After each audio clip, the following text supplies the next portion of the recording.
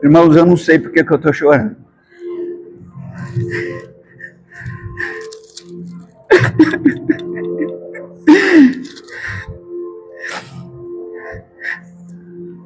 Aleluia! Glória a Deus!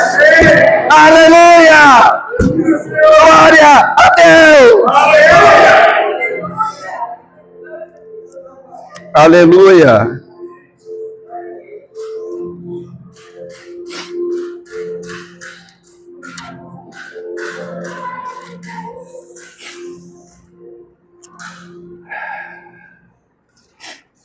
Na hora que eu me sentei para comer o pão, tomar o cálice, me veio esse choro, essa comoção. É bom, irmãos. É muito bom.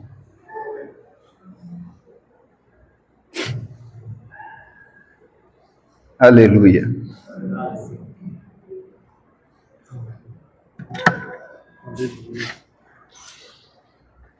Eu vim para essa reunião com a intenção de apenas partir o pão e voltar para casa. Aí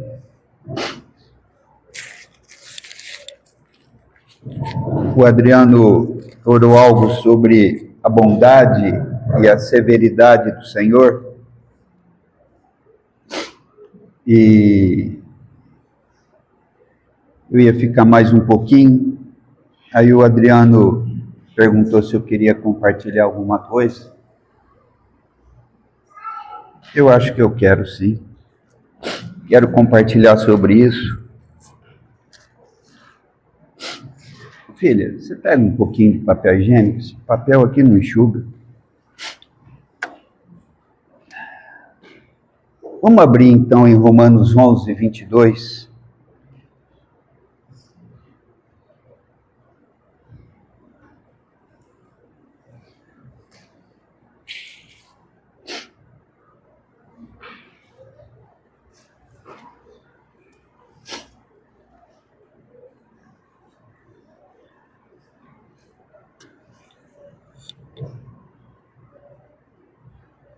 Os irmãos podem ler, por favor. Romanos 11, 22. Leiam, por favor, irmãos. Considerai, pois, a bondade e a severidade de Deus. Para com os que caíram, severidade, mas para contigo, a bondade de Deus. Se ela permaneceres, outra sorte também tu serás forjado.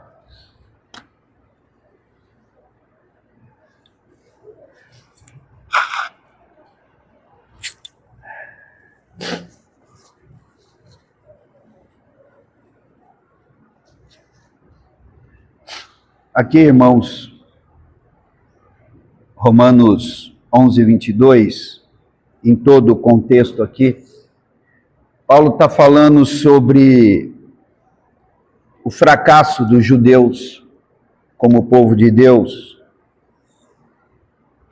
E ele está dizendo para nós ficarmos também atentos, porque se nós falarmos em povo de Deus, assim, a grosso modo, nós temos que falar em dois povos.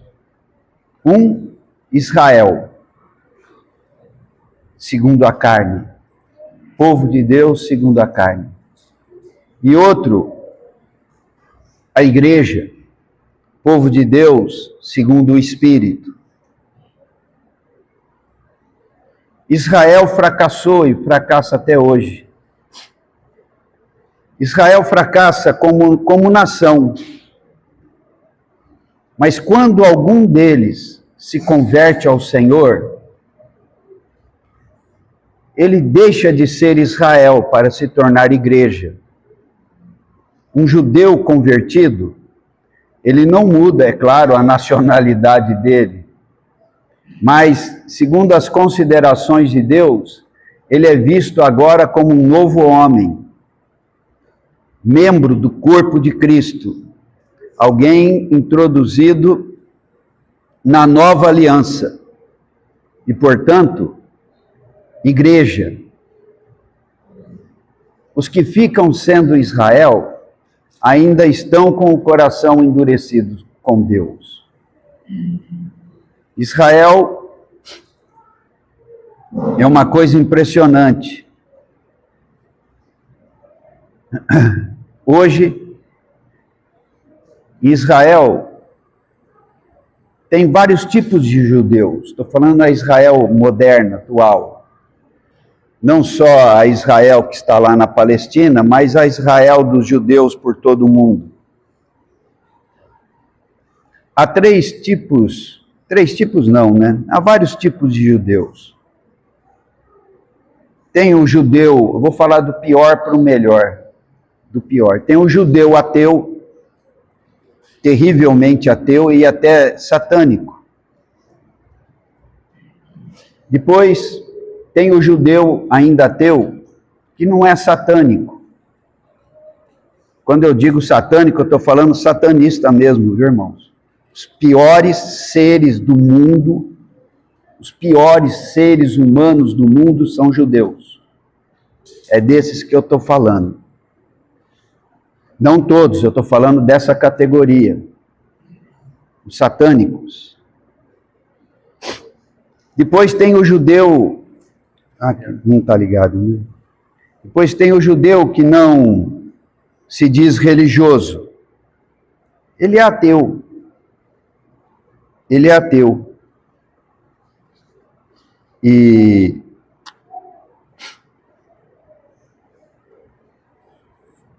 então, muitos têm orgulho de serem judeus, mas vamos dizer que religiosamente ele é ateu. Estou falando do pior para os melhores, tá? Depois, tem o judeu religioso, não ateu, que leva a sério as coisas do judaísmo. Só que o judaísmo não recebe Jesus como Messias. Eu estou falando um pouco disso porque é o contexto aqui do que Paulo está tratando. E esse judeu, praticante do judaísmo, eles tendem a ser boas pessoas, religiosos, dentro da linha do judaísmo, mas eles não recebem Jesus. Depois tem o judeu chamado ortodoxo. Ele segue uma tradição judaica muito ligada ao judaísmo. Então, até a maneira dele vestir, os comportamentos todos dele, são marcados pela religiosidade. Aqui no Brasil nós não vemos muito deles, a não ser em aeroporto, né? Aeroporto você vê de tudo. Então você vê eles usam um chapéuzinho de coco, preto, se vestem de preto. Os homens deixam crescer uma franjinha aqui que tem um significado religioso. As mulheres também têm seus costumes. E eles são judeus muito sérios do ponto de vista do judaísmo, mas eles não recebem Jesus. O coração deles está fechado para Jesus. E tem os judeus, eu estou falando a grosso modo, sabe, irmão? Eu não sou profundamente entendido nisso. Os ultra-ortodoxos. Esses têm sangue nos olhos. São mais radicais do que os ortodoxos.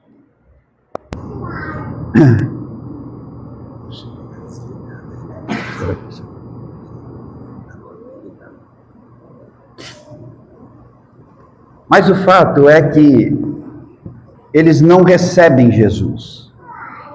E Paulo foi um judeu, possivelmente ortodoxo ou ultra-ortodoxo. Tanto que ele perseguia a igreja para salvar o judaísmo. Até que um dia o Senhor o parou no caminho de Damasco e abriu os olhos dele. E ele pôde ver que Jesus, a quem ele perseguia, era o Messias prometido. E ele logo já entendeu que o Messias é Deus, que se fez carne e habitou entre nós. Então Paulo era um especialista nesse assunto. Um especialista nesse assunto que eu falei rapidamente aqui sobre os tipos de judeus. E ele era um judeu muito sério, mas não tinha Jesus. Até o dia em que ele abriu o coração, foi visitado pelo Senhor, e ele se entregou radicalmente, tanto quanto ele foi radical para ser judeu, um judeu ultra-ortodoxo no judaísmo, ele se tornou alguém radical em seguir a Jesus. Amém. Então é essa pessoa que está falando isso para nós. Profundo conhecedor da história de Israel, o aluno mais notável, do professor mais notável. Há quem diga que Paulo poderia ser visto como a esperança de Israel, como sinônimo de dignidade, de uma pessoa íntegra, para levar adiante o judaísmo. Uma pessoa ao nível do mestre dele, que foi Gamaliel. E Gamaliel, entre os judeus até hoje, é uma pessoa das mais notáveis na história. E Paulo seria provavelmente o sucessor dele, nessa cadeira de dignidade. Mas ele viu Jesus. E então ele está chamando a atenção dos irmãos aqui para um ponto que eu também quero chamar. Ele está dizendo: irmãos, Israel se desviou em seguir o Senhor de muitas maneiras. Primeiro, não guardando a lei, daí Israel ser destruído e levada para o cativeiro.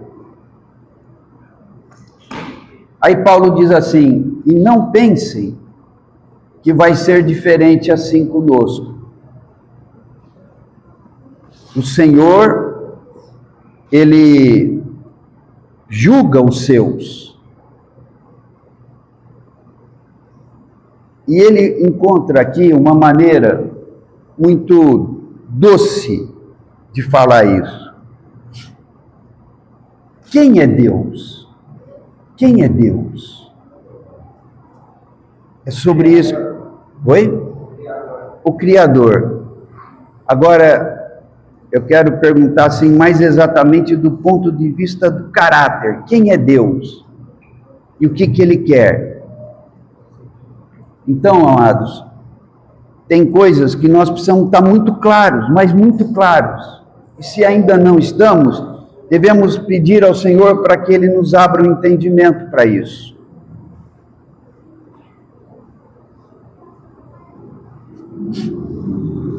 Ele é sim o Criador, e como Criador Ele tem um propósito. Precisamos entender o propósito de Deus. Segundo, Deus, no seu modo de ser, toda pessoa tem seu modo de ser, né? O marido pode falar a respeito do modo de ser da esposa, a esposa pode falar do modo de ser do marido, por conta do convívio. Então Deus tem seu modo de ser. Deus é uma pessoa. E quando nós falamos no modo de ser de Deus, nós temos que considerar, em especial, 2 itens. Primeiramente, ou eu não sei se pode colocar primeiro ou segundo. Penso que as coisas estão até em pé de igualdade. Deus é amor. Amém. E Deus é justiça. Nem mais um, nem mais o outro. Deus é absurdamente amor e Ele é absurdamente justiça.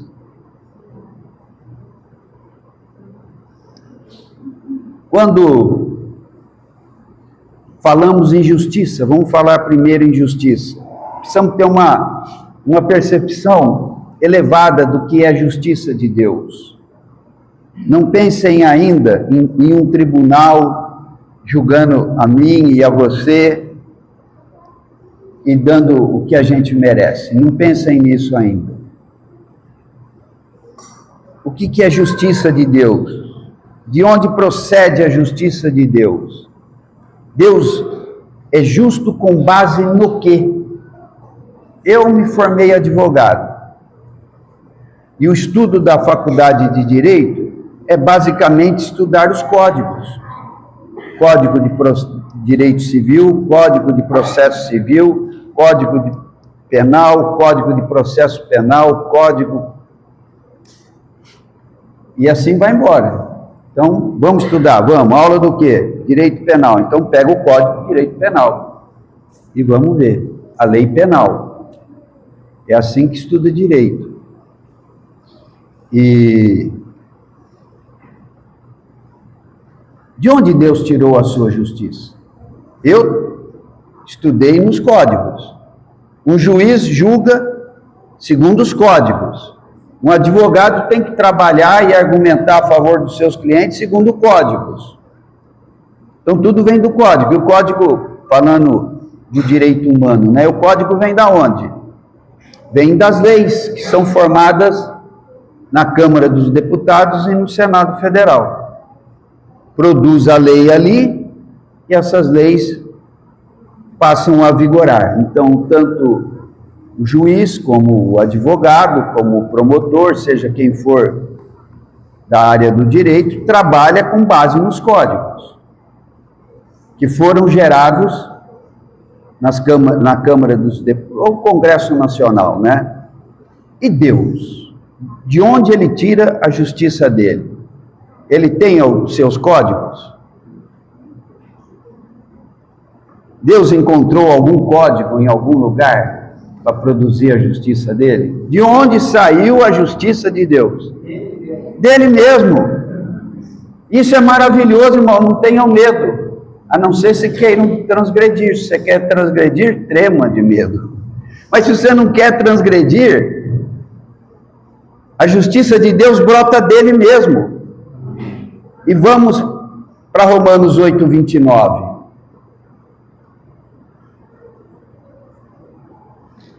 E é o que escolheu, os predestinou para serem conformes à imagem do seu Filho. Então, por que o Senhor exige justiça de mim e de você? Para nós sermos como Ele, no âmbito da sua justiça. Então, a justiça de Deus não é mera cobrança de um comportamento que é reto. Justiça de Deus, nós buscarmos a justiça de Deus no nosso viver, não tem apenas a ver com fazer o que é certo. Não, tem a ver com me tornar como Deus é. Porque Romanos 8, 29 deixa claro isso. Ele nos escolheu, Ele nos elegeu, conforme um critério da presciência dEle. Ele falou, esse aqui vai, essa aqui também. O que Ele viu no Dio, o que Ele viu na Kelly? Perfeição? Não. Mas Ele viu algo, que Ele falou, o Dio serve para mim, a Kelly serve para mim. Então, eu vou levar vocês para aquilo que eu quero. E o que eu quero é que vocês sejam conformados com o Filho, a fim de que Jesus seja não mais o unigênito, Filho de Deus, mas o primogênito entre muitos irmãos como ele, moldados no caráter de Deus. Então, eu lamento o pecado, porque ao invés de parecer com Deus, eu pareci com o diabo. É esse o discernimento que eu tenho que ter. Então, se eu dei uma resposta ríspida para alguém, não estou para falar de um pecadinho, não enche, pô, dá licença, para. Eu não estou falando mais assim nem com a minha cachorrinha, irmãos. E quando raramente eu fico nervoso com ela sai de lado assim, olha, fala, desculpa, Belinha, desculpa. Não veio de Deus, me perdoa. Aí eu pego, abraço ela, dou uns beijinhos, me acerto com ela. A Lídia vai poder testificar isso. Às vezes ela e a Joana ficavam bravas comigo, porque elas achavam que eu tinha sido injusto com alguma coisa. Na maioria das vezes eu era justo. Falei, não, eu falei. Então, tá valendo o cascudo que você tomou. Mas às vezes não era. Aí eu falava, filha, me perdoa. Aí a Lídia falava, você pede perdão agora, depois você faz de novo. Eu falei, não, filha, é que é duro, né? Tem coisa que eu estou certo, tem coisa que eu estou errado. Nas coisas que eu estou certo, eu não vou pedir perdão de jeito nenhum, pelo contrário, se vacilar, toma outra. Mas agora eu errei. Aí eu ajoelhava. Ai, pai, para com isso. Aí virava, para me deixar ajoelhado sozinho, né? Virava as costas. Aí eu caí e agarrava no pé, né? A gente não pode ver beleza no pecado. O pecado é horrível. Eu fui salvo para andar na justiça de Deus, mas não pense na justiça como algo árduo, sofrido, quase que um castigo. Não. Andar na justiça é querer parecer com Deus. O Senhor conhece as nossas fraquezas. Daí Paulo dizer, considerai a bondade de Deus. A bondade de Deus, ela tem as suas características. A bondade de Deus se manifesta principalmente, não pelas coisas materiais que Ele nos concede na vida. Há uns tempos atrás, alguns meses atrás, eu estava orando com a Luzia, e a Luzia estava ansiosa. Eu nem estava doente ainda. E a Luzia estava ansiosa com as coisas da vida. Com o sustento. Bem, nunca faltou nada. Nem agora está faltando. E nem vai faltar. Do que não faltou, a gente não tem problema, porque a gente viu Deus dando provisão. Mas do futuro, se não tem fé, bate uma insegurança. E se eu não puder mais trabalhar e tiver que viver com a minha aposentadoriazinha de R$1.500? E que todo mundo quer roubar, hein? Já não bastasse ser pouco, todo mundo quer roubar. Aí a Luzia estava, eu falei, bem, para, nós somos da fé. Aí eu abri num salmo, que eu não estou lembrado agora, que diz assim, o Senhor fartará de bens a tua velhice. Fica tranquilo, vai sobrar, vai sair pelo ladrão. Só temos que ser retos diante do Senhor. Só temos que não fazer bobagem. Andemos reto. que o Senhor multiplicará tudo que temos. Então essa é a bondade de Deus com respeito à nossa situação terrena. Eu agora estou passando por essa prova de saúde, mas fica firme.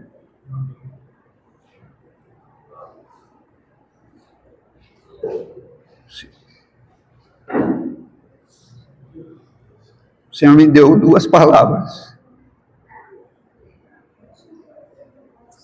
O médico não tem diagnóstico, e eu me vejo reagindo para não ficar atrofiado. Mas não tem diagnóstico, não tem nada. Acha isso, acha aquilo, estamos tratando. Mas eu tenho 2 palavras do Senhor. Por isso que nós precisamos decorar alguns trechos na palavra. Ainda que eu ande pelo vale da sombra da morte, não temerei mal nenhum, porque tu estás comigo. A tua vara e teu cajado me consolam. Preparas-me uma mesa na presença dos meus adversários. É guerra, irmãos. Nós estamos em guerra. Uma guerra terrível. Aprenda a lutar. Mas o Senhor nos prepara uma mesa na presença do adversário. Unge minha cabeça com óleo e o meu cálice transborda. Então, nos momentos mais difíceis, de dores, de mal-estar, tu estás comigo. Tua vara e teu cajado me consolam. Esse é o cuidado do Senhor na nossa vida. E a outra passagem é uma de Isaías 40.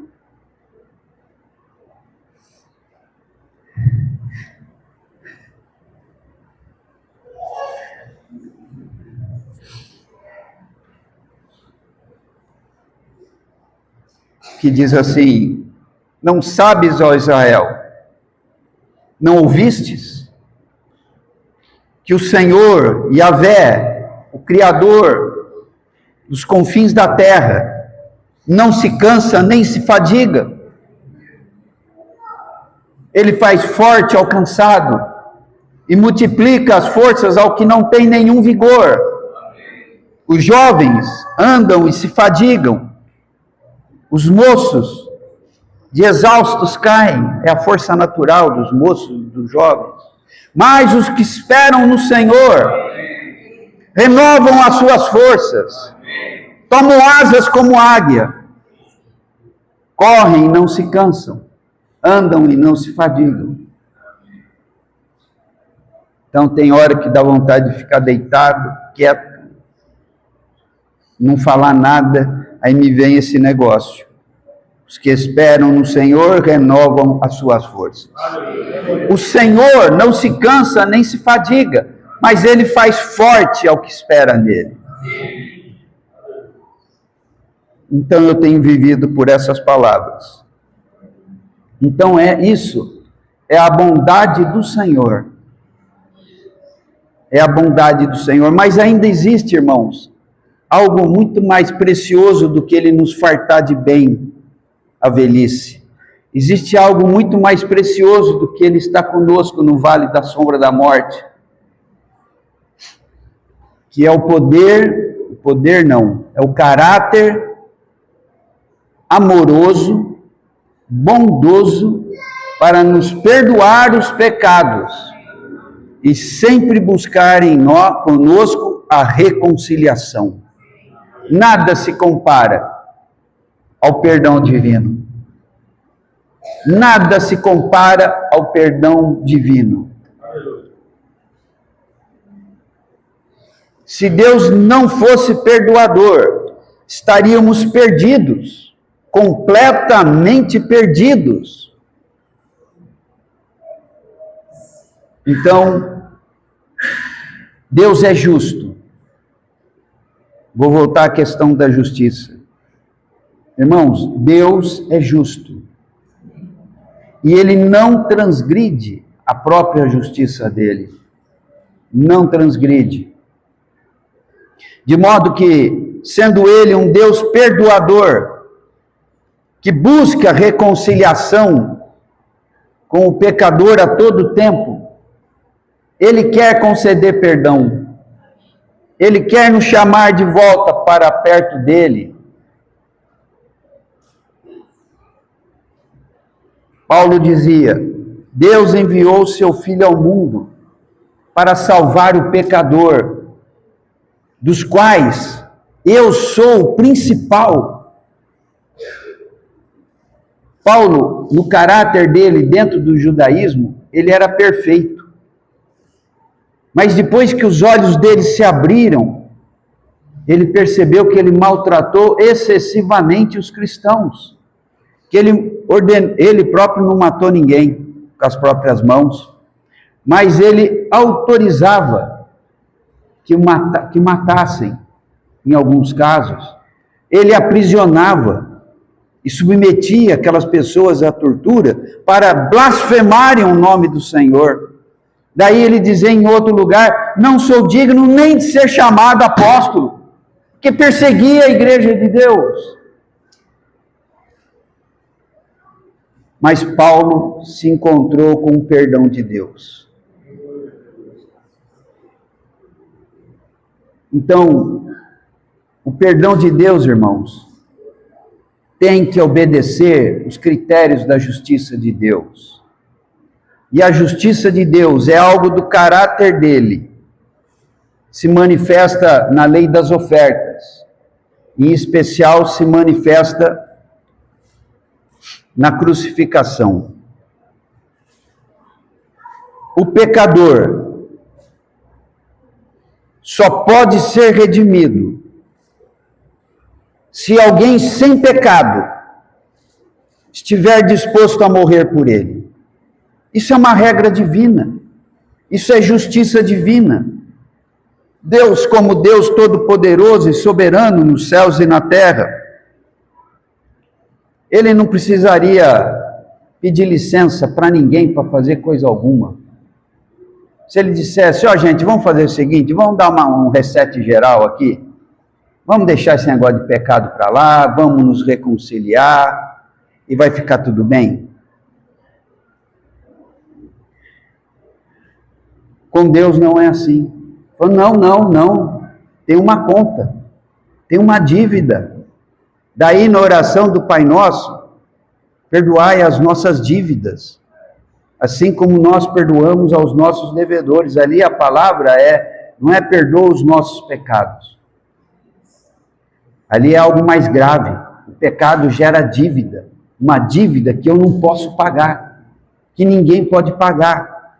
Como é que pode ser paga essa dívida? É encontrar alguém que, sem pecado, esteja disposto a morrer pelo pecador.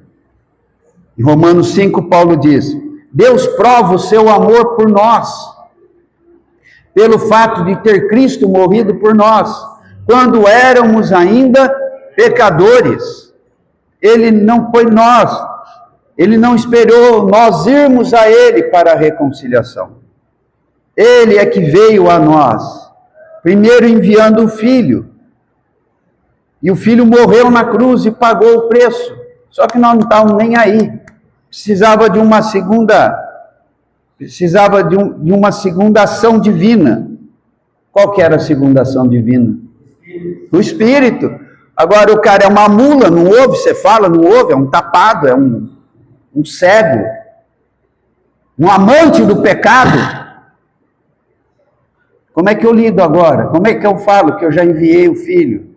Como é que eu falo que a dívida está paga, se o cara é um asno, não entende nada, mergulhado em trevas, perdido no pecado, sem entendimento algum? Como é que se faz?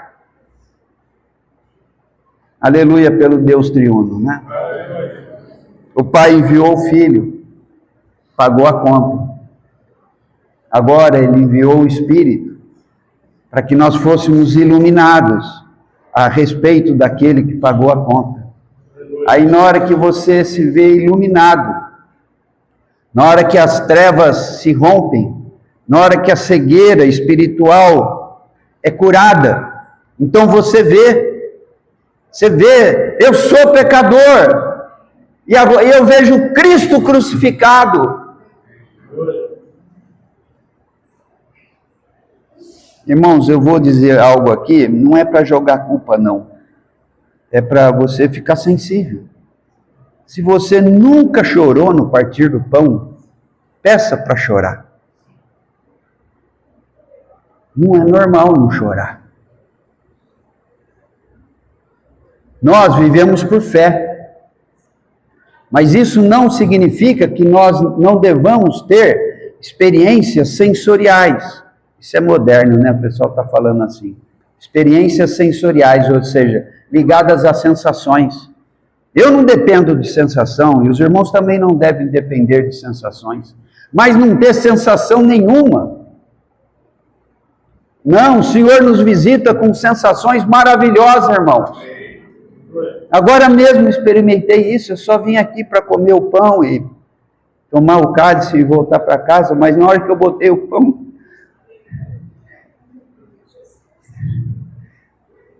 busque isso no Senhor. Isso é trabalho do Espírito Santo. Se você está insensível a isso, não é normal, meu irmão.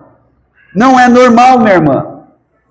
Vivemos pela fé, mas o Senhor nos dá experiências sensoriais incríveis, maravilhosas. E nós precisamos delas. Por vezes o Senhor não vai nos permitir sensação alguma. Teremos que tomar atitudes de fé e crer e esperar. Mas não vai ser sempre assim. Por vezes o Senhor nos visitará. Normalmente quando as nossas forças estão poucas, Ele visita e nos comove, nos permite sensações. E eu vou dizer, assim que nós rompermos a barreira dessa vida, nós só viveremos por sensações. O céu vai ser uma sensação terrível. Terrível não, incrível, desculpa. Você vai ver a glória do Cordeiro em pé no trono. Você vai chorar, você vai rir, você vai gritar, você vai abraçar. E na hora que você vê, você está abraçando às vezes uma pessoa que mais judiou de você na vida. Precisamos de sensações. Se você não tem tido sensação nenhuma, não considere isso normal. Às vezes, no meio da madrugada, você precisa, vez ou outra, de boas sensações que te façam chorar. Você fica quieto, literalmente curtindo aquele abraço, aquele beijo divino. Isso é a bondade divina. Então, amados, Deus não transgrediu a sua justiça. Para salvar o pecador, Ele enviou o seu Filho ao mundo. E o Filho padeceu tudo o que padeceu, porque Deus não transgrediu a sua própria justiça. O perdão de Deus não vem de um grande deixa para lá. Não, o perdão de Deus vem da maneira justa e perfeita. Então você saber que Cristo morreu na cruz por você, e você nunca se comover com isso, não é normal, irmãos. Vez ou outra, é bom chorar. Só que não tem como forçar essas coisas. Então peça ao Espírito Santo. Peça. Eu não estou lembrado quando, mas há muito tempo atrás, eu falei aos irmãos, há muito tempo atrás, peça para o Senhor te visitar na madrugada, com o amor dEle. Fala, Senhor, me visita. Ou durante o dia mesmo, no trabalho. Quando a gente era cristão ainda novo, me lembro de um irmão que falava, peça a visitação do amor de Deus. Talvez Ele te visite lá no meio do trabalho e você tenha que disfarçar o teu choro enquanto faz o que você está fazendo. Às vezes no meio da madrugada. Peça, vai pedindo. Não viva insensível. Deus é amor. E Deus é justiça. Paulo está dizendo para os irmãos considerarem a bondade de Deus e a severidade de Deus para com os que caíram. Caíram por quê? Caíram porque se desviaram. Se desviaram, então não tiveram mais forças para caminhar de maneira adequada e agradável a Deus. Caíram, não simplesmente porque lhes faltou força, caíram porque se desviaram e quiseram permanecer no desvio. Que não seja esse, de modo algum, a nossa situação. Peça, irmãos, peça a todo tempo.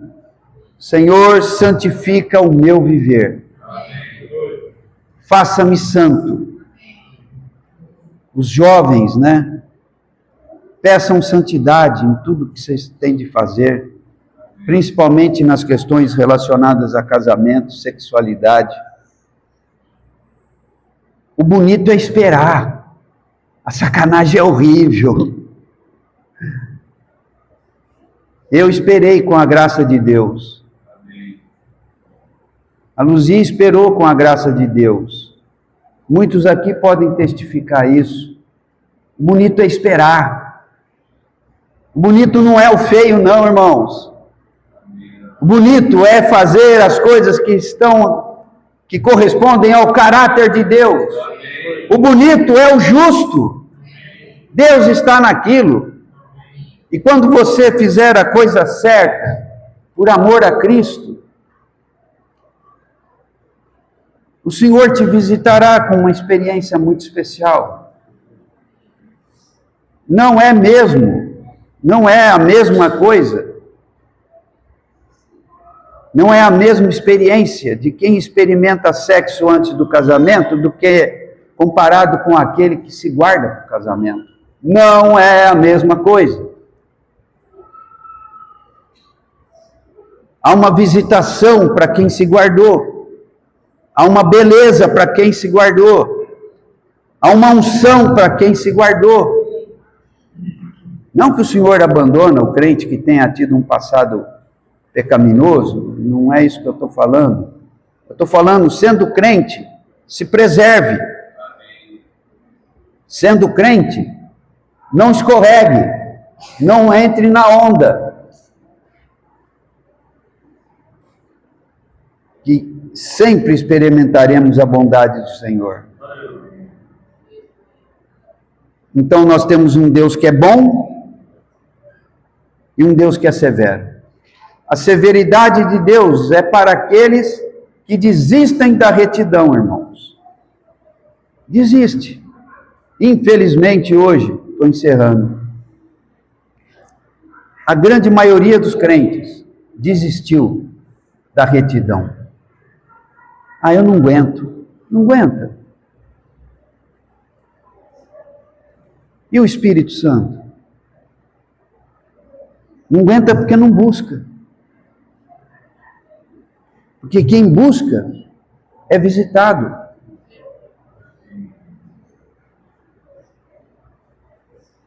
No Salmo 23, que eu recitei para os irmãos, há algo muito especial ali. Ele fala assim: o Senhor me prepara uma mesa. Uma mesa. Como que é a mesa que o Senhor nos prepara, irmãos? É uma mesa de pão e água? Ou é uma mesa farta? Ou é uma mesa rica? Como que é a mesa que o Senhor me prepara? Que o Senhor nos prepara? Como? É um banquete. Mas é na presença do adversário. O adversário está dizendo: sai daí, filho. Vem aqui que eu tenho uma mina, legal para você. Vem aqui, dá uma... Você é homem. Você é homem. Não entra nessa daí, não. Essa onda fanática, não entra nessa daí, não. Vem aqui. Aí você diz, não. Eu estou no banquete do Senhor. E o que acontece no banquete do Senhor? Duas coisas. O que acontece no banquete de quem fica na mesa do Senhor? O que acontece? Não, mas eu estou falando do versículo mesmo. O Senhor me unge a cabeça com óleo, e o meu cálice transborda. Aleluia. Então vamos permanecer firme no Senhor, vamos pedir a unção do Senhor, vamos pedir o cálice transbordante do Senhor. Então, por vezes, eu estou cansado,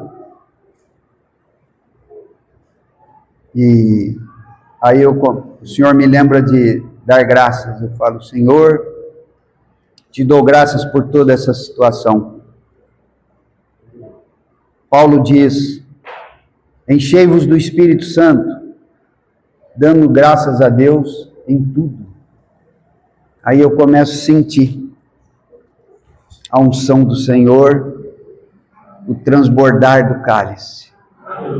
Aí dali a pouco parece que eu nem estou doente. Precisamos disso, irmãos. Precisamos dessas experiências. São elas que nos renovam. Ainda que eu ande pelo vale da sombra da morte, não temerei mal nenhum. Porque tu estás comigo. A tua vara e teu cajado me consolam. Amém? Querido Pai, queremos considerar seriamente a tua severidade. A tua severidade é para os que caem. Senhor, sustenta-nos firme no caminhar, todos os dias, Senhor. Querido Pai, te adoramos por ter nos dado Filho, e te adoramos igualmente por ter nos dado o Espírito. Renova-nos, Senhor. Traga sobre a congregação, Senhor. Sabe, sobre cada um de nós que estamos aqui, também sobre os que não estão aqui agora. Traga experiências renovadoras, Senhor. Permita-nos experimentar mais do teu amor, sentirmos mais o teu amor. Queremos que o Senhor nos visite e nos faça chorar, ou nos faça rir, ou nos dê uma paz imensa. Querido Senhor, queremos te experimentar sensorialmente, queremos te sentir, e sabemos que o Senhor nos dá isso, enquanto caminhamos pela fé. Senhor, visita a congregação, visita a congregação, visita as madrugadas de cada um aqui, Senhor. Visita durante o dia.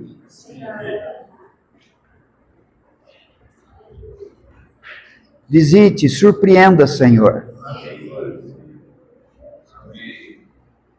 Querido Senhor, traga encontros maravilhosos contigo,